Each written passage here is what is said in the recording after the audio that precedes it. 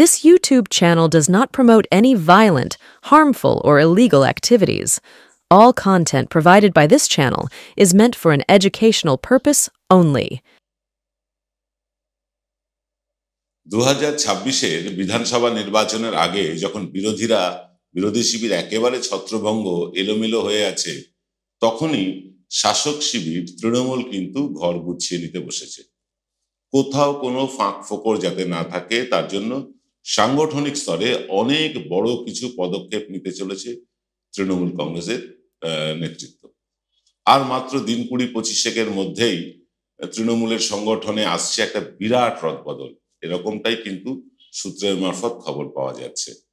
যারা ভেবেছিলেন যে দলনেত্রী মমতা ব্যানার্জি তার উত্তরসূরি অভিষেক ব্যানার্জিকে সাইডলাইনের ওপারে পাঠিয়ে দিয়েছেন, যারা ভেবেছিলেন দলে গুরুত্ব না পেয়ে অভিষেক ব্যানার্জি নতুন রাজনৈতিক দল করবেন, তাদের মুখে ঝামা ঘষে দিয়ে আরো একবার বঙ্গ রাজনীতিতে স্বমহিমায় ফিরতে চলেছেন অভিষেক। আবার আমরা হয়তো সংগঠনের রাস চলে যেতে দেখব অভিষেকের হাতে। তবে এখন পর্যন্ত যা খবর পাওয়া গিয়েছে তাতে 4টে বিষয়ের উপর ফোকাস করেছে তৃণমূল কংগ্রেসের সর্বোচ্চ নেতৃত্ব। প্রথম হলো, দলে দুর্নীতির সাথে যুক্ত এবং অভিযুক্ত এই সব নেতাদের একটা তালিকা তৈরি হয়েছে একদম ব্লক স্তর থেকে। দ্বিতীয় তালিকাটি তৈরি হয়েছে বেলাগাম মন্তব্য করে, মানে সেটা ক্যামেরার সামনে হোক বা সোশ্যাল মিডিয়াতে, বেলাগাম মন্তব্য করে উচ্চ নেতৃত্বের প্রতি গদগদ প্রশংসা করে বা সমালোচনা করে দলে বিভাজন তৈরি করছে এমন কিছু নেতাদের। তৃতীয় তালিকায় আছেন সেই সব নেতারা যাদের বিরুদ্ধে দীর্ঘদিন ক্ষমতায় থাকার ফলে একটা প্রতিষ্ঠান বিরোধিতা দেখা যাচ্ছে বিভিন্ন স্তরে, বিভিন্ন এলাকায়। আর সর্বশেষ তালিকায় আছেন সেই সব নেতারা যারা একাধিক সাংগঠনিক পদ এবং প্রশাসনিক পদ নিয়ে বসে আছেন, অথচ কোনোটাই ঠিকঠাক করে চালাতে পারছেন না।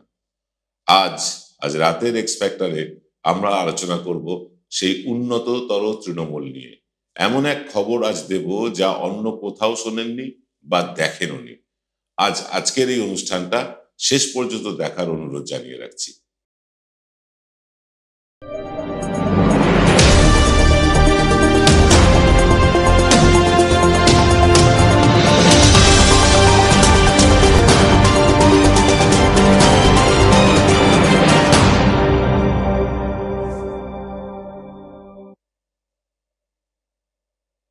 নমস্কার, শুভ সন্ধ্যা। আপনারা দেখছেন আপনাদের সবচেয়ে পছন্দের Bangla YouTube channel NK digital. আর এনকে ডিজিটালের সান্ধ্য অনুষ্ঠান এক্সপেক্টারে আপনারা দেখছেন উন্নততর তৃণমূল নিয়ে। আমরা বিজেপির সাংগঠনিক দুর্বলতা সক্ষমতা নিয়ে আলোচনার আগে করেছি।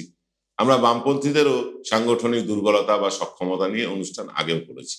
আজকে তৃণমূলের সাংগঠনিক সক্ষমতা বা দুর্বলতা নিয়ে বেশ কয়েকটা কথা বলবো, যা আগে কখনো কোনো চ্যানেল আপনাদের দেখায়নি। দায়িত্ব নিয়ে বলছি। তৃণমূলের সাংগঠনিক রদবদল নিয়ে সেই দুর্গাপুজোর সময় থেকে একটা কানাঘুষো শোনা যাচ্ছিল। সময়ের ডাকে রদবদলটা জরুরিও ছিল বা আছে বলে মনে করছেন তৃণমূলের অধিকাংশ নিচুতলার কর্মীরা। হ্যাঁ, নিচুতলার কর্মীরা। স্বয়ং অভিষেক ব্যানার্জি বলেছেন, প্রকাশ্যে যারা ভাবছেন ঊর্ধ্বতন নেতাদের গুণগান করে বা তৈলমর্দন করে নেতা হবেন, তাদের কিন্তু এবার নেতা হবার দিন শেষ। পরিষ্কার বলেছেন, আনুগত্যের চেয়ে পারফরমেন্সকেই দল বেশি গুরুত্ব দেবে। একদম সঠিক জায়গাটা ধরেছেন অভিষেক, একদম সঠিক জায়গাটা ধরেছেন। তিনি বুঝেছেন যে তৃণমূল কংগ্রেসে কর্মীদের উৎকর্ষতা বিচারের চেয়ে কোন কর্মী নেতার ছবি দিয়ে ব্যানারে ছয়লাভ করে দিল, কে ফেসবুকে অমুক নেতা জিন্দাবাদ তমুক নেতা জিন্দাবাদ বলে দিন রাত পোস্ট করে গেল, তারাই দলের বিভিন্ন কমিটি আলো করে বসে আছে। এই জায়গাটা কিন্তু অভিষেক বন্দ্যোপাধ্যায় ধরতে পেরেছেন। তিনি ধরেছেন যে বহু যোগ্য কর্মীরা অনাদরে অসম্মানে হারিয়ে যাচ্ছে। তাই একেবারে গ্রাসরুট থেকে খবর নিয়ে, তৃণমূল স্তর থেকে খবর নিয়ে একটি তালিকা তৈরি করে তিনি যখন বিদেশে চোখের চিকিৎসা করবার জন্য যান, সেই তালিকাটি তুলে দিয়ে যান দলনেত্রী মমতা বন্দ্যোপাধ্যায়ের হাতে। এটা আপনিও জানেন, আমিও জানি। এই কথা তিনি নিজে জানিয়েছিলেন, মানে একটি টেলিভিশন সাক্ষাৎকারে সম্ভবত তিনি নিজেই জানিয়েছিলেন যে মমতা বন্দ্যোপাধ্যায়ের হাতে একটি তালিকা দিয়ে তবে তিনি বিদেশে গিয়েছেন চিকিৎসার জন্য। সেই তালিকাটিকেই সামান্য ঝাড়াই বাছাই করে, সামান্য পরিবর্তন পরিমার্জন করে আগামী 25শে জানুয়ারির মধ্যেই প্রকাশ করতে চলেছে তৃণমূল কংগ্রেস। নতুন তালিকা, ফ্রেশ মুভ, এরকমটাই আশা করছে তৃণমূল স্তরের কর্মীরা। বিধানসভা নির্বাচনের 1 বছর আগেই হয়তো আমরা উন্নততর তৃণমূলকে দেখতে চলেছি। কে বলতে পারে? যে তৃণমূলকে এতদিন আমরা গতানুগতিক ভাবে দেখে এসেছি, যে নেতা হয়, তার অনুগামী, তার যারা সহচর, তার যারা তৈলমর্দনকারী, তারাই বিভিন্ন কমিটিতে থাকেন, অর্থাৎ একটা কি বলবো, স্বজন পোষণ চলে। অথচ যারা প্রতিবাদী, যারা পরিশ্রমী, যারা হয়তো ভালো বক্তা, তারা হয়তো অনেক দূরে থেকে যায়। এটা আমরা তৃণমূলের মধ্যে দেখেছি। তৃণমূলে দেখেছি বিভিন্ন সেক্টর থেকে লোক এসে তৃণমূলকে সমৃদ্ধ করেছেন, কেউ ডাক্তার, কেউ ইঞ্জিনিয়ার, কেউ সাংবাদিক, ইত্যাদি ইত্যাদি। এরা হয়তো পলিটিক্যাল লোক নন, এরা তৃণমূল কংগ্রেসের জনপ্রতিনিধি, এবং জনপ্রতিনিধি এরকমটাই হওয়া উচিত, বিভিন্ন সেগমেন্ট থেকেই আসা উচিত। সব সেগমেন্টের লোকের রিপ্রেজেন্টেশন একটা বিধানসভায় থাকা উচিত বলে আমি ব্যক্তিগতভাবে মনে করি। সেখানে খেলোয়াড় থাকতে পারেন, সেখানে ক্রিকেটার থাকতে পারেন, ফুটবলার থাকতে পারেন, সেখানে চিত্রশিল্পী মানে যারা সিনেমা টিনেমা করেন তারা থাকতে পারেন, সেখানে গায়ক গায়িকা থাকতে পারেন। সব ধরনের লোকেরা বিধানসভায় গিয়ে তাদের যেখান থেকে তিনি এসছেন, যে সেগমেন্ট থেকে এসছেন, সেই সেগমেন্টের কথা তুলে ধরতে পারেন, এটাই কাম্য। সেখানে শুধুই রাজনৈতিক নেতাদের দেখা যাবে, এটাও হয়তো কাম্য না। এটা মমতা বন্দ্যোপাধ্যায়কে কুর্নিশ জানাতে হয়। কিন্তু মুশকিলটা কোথায় হচ্ছে, এই যে জনপ্রতিনিধি যারা হয়েছেন, নন পলিটিক্যাল লোকেরা, তারা জনপ্রতিনিধি হওয়ার পর তারাও কিন্তু তৃণমূলের সংগঠনে নাক গলাতে শুরু করেছেন, প্যারালাল সংগঠন করতে শুরু করেছেন বহু জায়গায়। এই নিয়ে আমরা খুব শিগগিরই একটা অনুষ্ঠান করতে চলেছি। বহু জায়গায় জনপ্রতিনিধিরা, আমি বলছি না যারা রাজনৈতিক ব্যাকগ্রাউন্ড থেকে উঠে এসেছেন, তাদের নিশ্চয়ই সংগঠনের কথা বলার অধিকার আছে, সংগঠন করার অধিকার আছে, কিন্তু যারা অন্য জায়গা থেকে এসেছেন, ধরুন একজন ডাক্তার, বা একজন ধরুন সাংবাদিক, বা একজন ধরুন চিত্র তারকা, তিনি অন্য জায়গা থেকে, মানে অরাজনৈতিক জায়গা থেকে তৃণমূল কংগ্রেসের জনপ্রতিনিধি হয়েছে, খুব ভালো কথা। কিন্তু সেই মানুষটি যখন সংগঠনের ভেতরে নাক গলায়, আমার অমুক লোককে সংগঠনে জায়গা দিতে হবে, আমার তমুক লোককে সংগঠনে অমুক জায়গা দিতে হবে, তখন কিন্তু সেটা আর সংগঠন থাকে না, সেটা তো শুধু সঙ্গের মতন একটা গঠন হয়ে থাকে। এইটা কিন্তু অভিষেক বন্দ্যোপাধ্যায় ধরতে পেরেছেন। তাই হয়তো আগামী 2025-এই আমরা একটা উন্নততর তৃণমূলকে দেখতে চলেছি। নবীন প্রবীণের একটা সুসংহত মেলবন্ধন ঘটিয়ে কাজের মানুষদের সামনের সারিতে আনার একটা প্রচেষ্টা এবার অন্তত দেখা যাবে, এমনটাই কিন্তু এইভাবেই আশাবাদী হচ্ছেন তৃণমূল স্তরের কর্মীরা।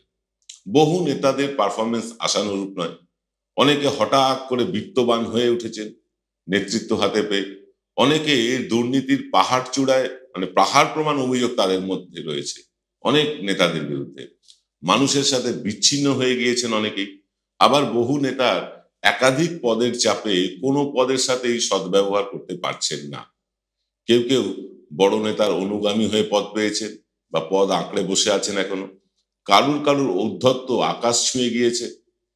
এই সব কটি বিষয়কে নজরে রেখে যে তালিকা অভিষেক বন্দ্যোপাধ্যায় তৈরি করে গিয়েছেন বা দিয়েছেন মমতা বন্দ্যোপাধ্যায়কে, তা অনেকটাই নিখুঁত বলে মনে করা হচ্ছে। এবং এই তালিকার সূত্র ধরেই বলা যায়, এবার অনেক বড় বড় রাঘব বোয়ালদের নেতৃত্ব থেকে ছুটি হয়ে যেতে চলেছে। আসতে চলেছে অনেক অজানা, অচেনা, অল্প চেনা মুখ। কি আছে নতুন তৃণমূলে, কারা বাদ পড়ছেন, কেনই বা বাদ পড়ছেন, তাই নিয়ে আলোচনা করব ছোট্ট একটা বিরতির পর। আধ্যাত্মিক ঈশ্বরীয় বিশ্ববিদ্যালয়, এখানে গীতার জ্ঞানের দ্বারা আত্মার পড়াই পড়ানো হয় এবং রাজযোগ শেখানো হয়। নিরাকার শিব পরমপিতা পরমাত্মা সাকারে এসে গেছেন 1936 সালে বিশ্ব পরিবর্তনে 100 বছরের জন্য। নতুন সত্যযুগের স্থাপনা এবং পুরনো কলিযুগ বিনাশ হতে চলেছে। আপনারা সবাই এই জ্ঞান গ্রহণ করুন সম্পূর্ণ বিনামূল্যে। যোগাযোগ করুন 9007162175 এই নাম্বারে।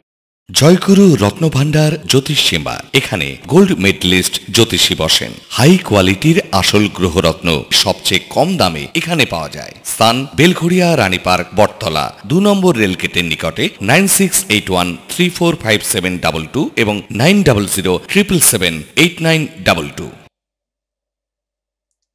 ফিল্ম বিরতির পর আপনারা দেখছেন আপনাদের পছন্দের চ্যানেল বিশ্বজোড়া বাঙালির আওয়াজ এনকে ডিজিটালের সান্ধ্য অনুষ্ঠান এক্স ফ্যাক্টর।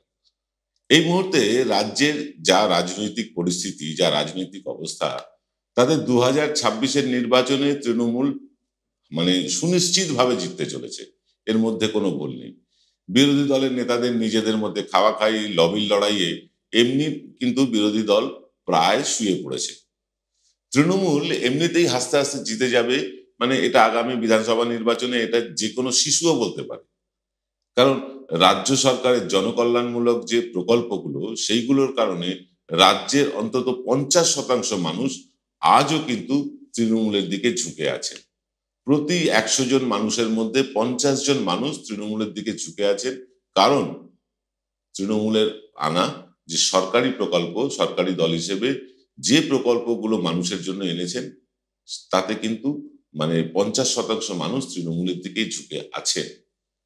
মানুষের আস্থা ভরসা মমতা ব্যানার্জির প্রতি তো আছেই, এটার মধ্যে কোনো ভুল নেই। একইভাবে একই সাথে আছে জেলা, ব্লক, টাউন, এমনকি বেশ কিছু বিধায়ক সাংসদদের প্রতি সাধারণ মানুষ এবং দলের কর্মীদের তীব্র অসন্তোষ। শুনতে খারাপ লাগলো, কথাটা সত্যি। যে ওয়ার্ড কেন বলছি, বুথ, ওয়ার্ড, ব্লক বা টাউন যাই বলুন না কেন, বা জেলা, বিধায়ক, সাংসদ, এইরকম যারা নেতা হয়ে আছে বিভিন্ন জায়গায়, তাদের প্রতি কিন্তু দলেরও অসন্তোষ আছে আর কর্মীদেরও আছে। দীর্ঘদিন পদে থেকে অনেকেরই কিন্তু গায়ে মেদ জমতে শুরু করেছে। অনেকেরই চাল চলন আচার আচরণ সব বদলে গিয়েছে। স্বজন পোষণ চলছে সংগঠনে, এটার মধ্যে কোনো ভুল নেই।